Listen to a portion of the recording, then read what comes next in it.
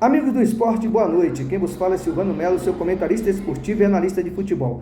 Dando início às análises top 3, referente à tripla do dia, jogos de domingo, dia 7 de janeiro, ano 2024. E antes de darmos início às nossas análises, vamos fazer um resumo no que de fato aconteceu hoje, sabadão, dia 6 de janeiro. E referente à escolha da tripla do dia, infelizmente ficamos pelo jogo da Fiorentina. Foi jogar fora de casa frente ao Sassuolo, foi derrotada pelo placar de 1-0. Fiorentina que vinha numa sequência muito positiva, brigando no G4, tentando buscar uma das vagas à fase de grupo da Liga dos Campeões. Um momento muito positivo, a equipe do Sassuolo num momento muito delicado, mas a Fiorentina não teve a competência de no mínimo empatar a partida, já que no segundo tempo desperdiçou um pênalti e depois teve um gol anulado. O Sassuolo abriu o placar logo no início do jogo e aí conquistou a vitória pelo placar de 1-0. Agora, pelo lado do CSA, Copa do Nordeste, esse jogo aconteceu no Rei Pelé, a equipe no segundo tempo, aos 79 minutos, abriu o placar frente ao Iguatu do Ceará, tinha tudo para consolidar a sua vitória, ou no mínimo administrar 1-0, e melhorou a sua situação quando a equipe do Iguatu teve um jogador expulso já no finalzinho da partida. Mas ainda assim, conquistou o empate. O CSA, pasmem, teve a incompetência de permitir que o adversário, com um jogador a menos, finalzinho do jogo, buscasse um empate. Aí eu estou fazendo o vídeo, o jogo estava indo para as penalidades, nem sei como terminou. Agora, para fechar a tripla do dia, lembrando que esses dois times já tinham quebrado as probabilidades de resultado, principalmente de vitória. E no caso da Fiorentina, pior ainda. A probabilidade quente do ambas marcas, ela desperdiçou, e o mar de 1,5 gol, obviamente. Aí tivemos o terceiro jogo, que foi o jogo do Sansospor. E ele conquistou a vitória sofrida por 1-0, mas o suficiente para dar o Greens em termos de vitória. Mas, infelizmente, ficamos pelo caminho. Fiorentina e CSA acabou comprometendo o Greens da tripla do dia. Mas segue o jogo, bola para frente. A gente sabe que desde que começou, digamos assim, o ano, ou seja, desde segunda-feira em diante, até o presente momento, a grade não tem sido tão favorável assim. Existem vários jogos? Existe, mas as ODDs de pouco valor, e eu não julgo interessante garimpar esses jogos e mandar aqui uma tripla com times pagando 1,20, 1,25. Não faz o meu perfil, não é das minhas características analisar certo tipo de jogos, com todo respeito, beleza, pessoal? Então vamos para o que interessa. Jogos de amanhã, domingão, dia 7 de janeiro. Ia começar um jogo da madrugada, campeonato italiano, jogão de bola, jogo importantíssimo, 3 horas da manhã, a bola rola para o West Ham United e Melbourne City. O West Ham que está na 12ª posição com 6 pontos e o Melbourne é o 7º colocado com 15. O West Ham perdeu 8 dos últimos 9 jogos. E em 6 desses jogos, ele não soube o que é fazer gol, ou seja, vive um momento muito delicado e um grau de aproveitamento muito abaixo da média. Foram 1 vitória e 8 derrotas nos últimos 9 jogos, fez 5 gols e sofreu 22, defesa muito vulnerável, com média aí de mais de 2 gols negativos por partida e um ataque modesto, ou seja, abaixo da média. De modesto para ruim, a realidade é essa. Já pelo lado da equipe do Melbourne, está invicto a 7 jogos, com 3 vitórias e 4 empates, marcou 19 gols, uma média aí próximo dos 3 gols por partida e sofreu 9, média negativa de 1. Já nos jogos como mandante, no que diz respeito ao West Ham United, nos últimos 6, ele venceu 1 e perdeu 5, continua com um grau de aproveitamento muito pífio e bem abaixo da média. 1 vitória e 5 derrotas, marcou 4 gols e sofreu 2. A média positiva no que diz respeito ao setor defensivo, mas em contrapartida o seu ataque foi um tanto quanto modesto. Já pelo lado do Melbourne City, a equipe venceu 5 dos últimos 8 jogos fora de casa. Foram 5 vitórias, 1 empate e 2 derrotas. Tem se mostrado um bom visitante. Marcou 13 gols, ataque positivo, média de 2 gols por partida. Porém, em contrapartida, uma defesa que se mostrou pouco confiável e vulnerável no que diz respeito aos últimos 8 jogos fora de casa, com uma média muito ruim de 1,5 gol negativo por partida. E 1,5 gol positivo no termo de ataque, ou seja, de efetividade. Perdão pessoal, pensei que eu estava analisando 6 jogos, mas são 8, o que dá uma média pró e negativa de 1,5 gol por partida. Mais uma vez, perdão. E no confronto direto, jogos aleatórios, nos últimos 6 jogos entre eles, 2 vitórias da equipe do West Ham, 1 empate, 3 derrotas. A equipe do Melbourne se saiu melhor no que diz respeito a esses últimos 6 jogos.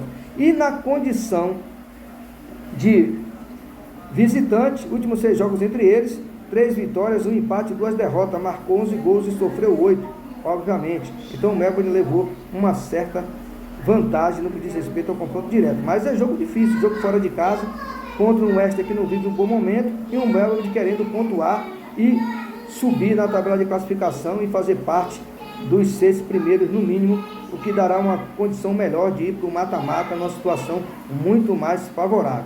Probabilidade de placar exato, vou dar essa moral para o Melbourne pelos números, né? Pelo grau de aproveitamento da competição, pela necessidade de ter que vencer amanhã, já que quer fazer parte desse seleto grupo dos 6. Eu vejo o Melbourne favorito, mesmo jogando fora de casa. A probabilidade de placar exato, o West Ham 1 ou o Melbourne City 3. Probabilidade de placar exato condiz muito com aquilo que eu acredito em termos de entrada de bilhete. Um mais de 1,5 para mim é uma ótima entrada. O ambas marcas tem grande valor, mas a princípio o mais de 1,5 eu vejo uma entrada mais sensata, e é isso que eu espero para esse jogo de amanhã. Buscar o mais de 1,5, esse jogo da madrugada, 3 horas da manhã, campeonato australiano.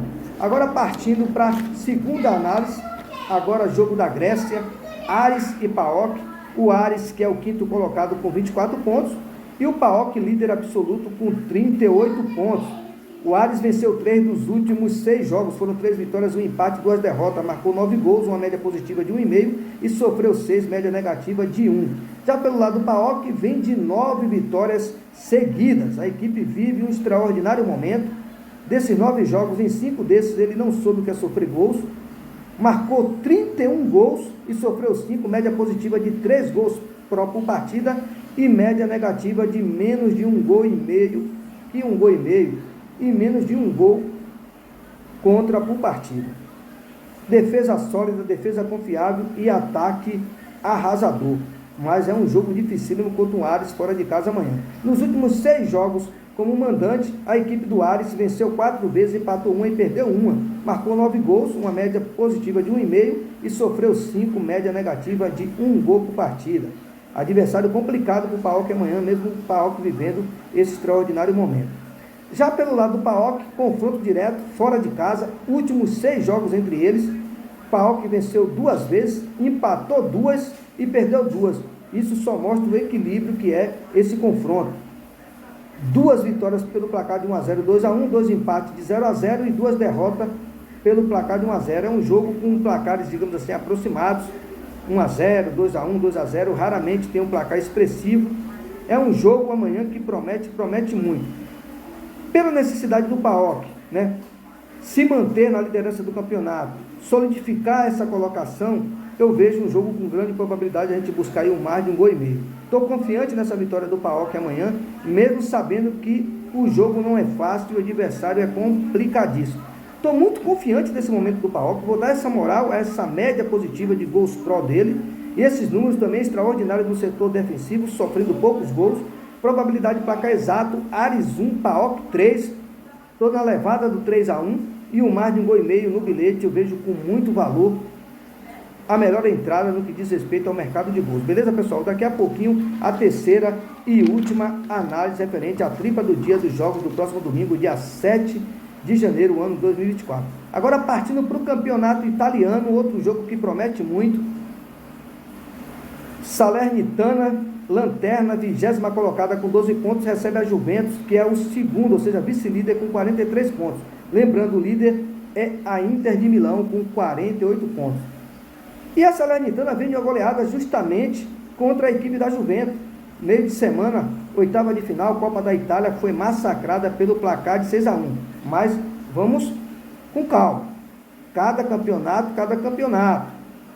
O perfil de um é diferente do outro. Copa é Copa, campeonato é campeonato. Mas a gente não tem que deixar de levar em consideração essa sonora goleada da equipe da Juventus recentemente para cima da Salernitana. A Salernitana venceu apenas 2 jogos nos últimos 8 e perdeu 4. Marcou 10 gols, uma média aí próxima de 1 gol próprio por partida, e sofreu 20, média negativa de 2,5 gols, ou seja, um ataque até que modesto e uma defesa um tanto quanto, ou muito ruim, melhor dizendo, e vulnerável. Já a equipe da Juventus venceu 5 dos últimos 6 jogos, marcou 13 gols, média positiva de 2, e sofreu 4, média inferior a 1 gol negativo por partida. Já pelo confronto direto, jogos aleatórios, nos últimos 7 jogos entre eles, a equipe da Salernitana perdeu 5. Isso aí só traduz a supremacia do adversário, ou seja, a Juventus, diante desse jogo contra a Salernitana, diante desse confronto, melhor dizendo.